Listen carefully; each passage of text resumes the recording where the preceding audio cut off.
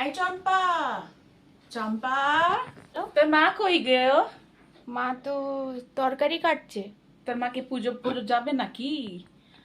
তোর মা কই? আমার তোর মার সঙ্গে কথা বলা, তুই ওই তুই যে। ছাড় তো, তুই কোনো ব্যাপার স্যাপার তো জানিস না। তোর মাকে দেখা আগে, তোর মা কই? এই যে তো।